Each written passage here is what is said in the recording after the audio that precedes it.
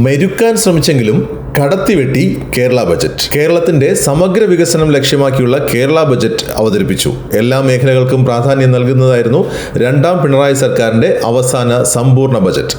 കേന്ദ്ര സർക്കാർ കേരളത്തെ സാമ്പത്തികമായി ഞെരുക്കിയും സഹായങ്ങൾ നൽകാതെയും പ്രതിസന്ധിയിലാക്കിയപ്പോഴും തനത് നികുതി വരുമാനം കൊണ്ടാണ് കേരളം പ്രതിസന്ധിയെ മറികടന്നത്.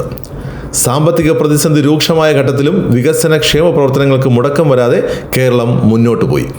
സംസ്ഥാനത്തിന്റെ തനത് നികുതിയേതര വരുമാനം ഉയർന്നു.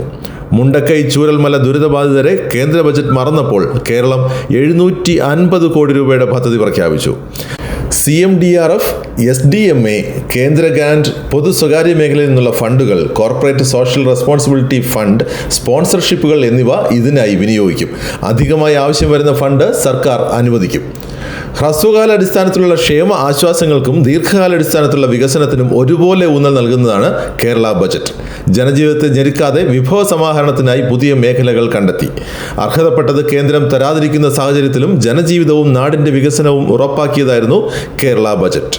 വിലക്കയറ്റത്തിലും സാധാരണ ഉപഭോക്താക്കളുടെ താൽപ്പര്യങ്ങളെ കണക്കിലെടുക്കാൻ മറന്നില്ല. നവകേരള നിർമ്മിതിക്കും വിജ്ഞാന സമ്പദ്ഘടനാ വികസനത്തിനും അടിസ്ഥാന വികസന വിപുലീകരണത്തിനും പുതുതലമുറയുടെ ഭാവി ഭദ്രമാക്കലിനും അടിസ്ഥാന ജനവിഭാഗങ്ങളുടെ ജീവിത നിലവാരം ഉയർത്തുന്നതിനും ബജറ്റ് വകയിരുത്തി. ഇന്ത്യയെ കളിപ്പാട്ട നിർമ്മാണ ഹബ്ബായി മാറ്റുമെന്ന കേന്ദ്ര ബജറ്റ് പ്രഖ്യാപനത്തിന്റെ തുടർച്ചയായി കേരളത്തിലെ സൂക്ഷ്മ ചെറുകിട ഇടത്തരം സംരംഭങ്ങൾ, കുടുംബശ്രീ എന്നിവയെ സംയോജിപ്പിച്ച് പ്രാദേശികമായി കളിപ്പാട്ട ഉൽപ്പാദനത്തിൽ പദ്ധതികൾ ആവിഷ്കരിക്കുന്നതിനും 5 കോടിയാണ് വകയിരുത്തിയിരിക്കുന്നത്. കുസാറ്റിന് 69 കോടി, 3 സർവകലാശാലകളിൽ മികവിന്റെ കേന്ദ്രം തുടങ്ങാൻ 25 കോടി, സൗജന്യ യൂണിഫോം പദ്ധതിക്ക് 150.34 കോടി, കൈറ്റിന് 35.5 കോടി വകയിരുത്തി. വിദ്യാഭ്യാസ സ്ഥാപനങ്ങളെ ഉന്നത നിലവാരത്തിലാക്കുന്നതിനും പൊതുജനാരോഗ്യ സംവിധാനത്തെ കൂടുതൽ മികവുറ്റതാക്കുന്നതിനും സഹായകമാകുന്ന പ്രഖ്യാപനങ്ങളാണ് ബജറ്റിൽ ഉണ്ടായിട്ടുള്ളത്.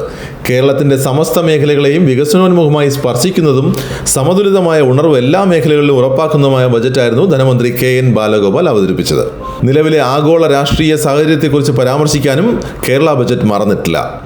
രാഷ്ട്രീയവും സാമൂഹികവുമായ മാന്യതയുടെ എല്ലാ സീമകളും ലംഘിച്ചുകൊണ്ട് ഏകാധിപത്യത്തിന്റെയും സ്വേച്ഛാധിപത്യത്തിന്റെയും ശബ്ദം ലോകത്തെങ്ങും മുഴങ്ങുകയാണെന്നും പനാമ കനാൽ എൻ്റെ സ്വന്തമാണെന്നും ഗ്രീൻലാൻഡ് ഞങ്ങളിങ് എടുക്കുകയാണെന്നും ഗാസ മുനമ്പിലെ മനുഷ്യരെ കുടിയൊഴിപ്പിച്ച് അവിടെ ടൂറിസ്റ്റ് കേന്ദ്രമാക്കുമെന്നും പറഞ്ഞ് ലോകത്തെ ഭയത്തിന്റെ മുനയിൽ നിർത്തിയിരിക്കുകയാണ് ട്രംപ് എന്നും ബജറ്റിന്റെ അവസാനത്തിൽ ധനമന്ത്രി പറഞ്ഞു. അതേസമയം ക്ഷേമ പെൻഷൻ 100 രൂപയോ 150 രൂപയോ കൂട്ടുമെന്നായിരുന്നു പ്രതീക്ഷയെങ്കിലും ബജറ്റ് ആ കാര്യത്തിൽ നിരാശപ്പെടുത്തി. 12ാം ശമ്പള പരിഷ്കരണ കമ്മീഷന്റെ പ്രഖ്യാപനം ഉറപ്പിച്ച ജീവനക്കാർക്കും നിരാശയായിരുന്നു ഫലം. പക്ഷേ ക്ഷാമബത്തയിൽ കുടിശ്ശിക ഉടൻ ലഭിക്കുമെന്നതിൽ മാത്രമായി ആശ്വാസം. DA കുടിശ്ശികയുടെ ലോക്ക് ഇൻ പീരീഡ് ഒഴിവാക്കുന്നതും പെൻഷൻ കുടിശ്ശിക വിതരണവും വഴി 2500 കോടിയോളം രൂപ ജീവനക്കാർക്കും പെൻഷൻകാർക്കും വൈകാതെ കിട്ടും. ലോകമാകെ ഭയത്തിന്റെയും വെറുപ്പിന്റെയും യുദ്ധവെറിയുടെയും അന്തരീക്ഷം സംജാതമാകുന്നു. ഇത് കൊളോണിയൽ കാലത്തോ മഹായുദ്ധകാലങ്ങളിലോ ഉണ്ടായിരുന്ന സാഹചര്യത്തിലേക്ക് ലോകത്തെ നയിക്കുകയാണോ എന്ന് സംശയിക്കേണ്ടതുണ്ട്. ഈ അന്തർദേശീയ സാഹചര്യങ്ങളുടെ രാഷ്ട്രീയവും സാമ്പത്തികവുമായ സ്വാധീനം നമ്മുടെ നാട്ടിലും ഉണ്ടാകും. ഇതിനെ നേരിടാൻ കേരളവും സജ്ജമാകേണ്ടതുണ്ട്. നമ്മുടെ ജനാധിപത്യ മതേതര മൂല്യങ്ങളെ ശക്തിപ്പെടുത്തി പുരോഗമന കാഴ്ചപ്പാടുകളോടെ മുന്നോട്ടു പോകാൻ ഒരുമിച്ച് കൈകോർക്കേണ്ട കാലമാണ്.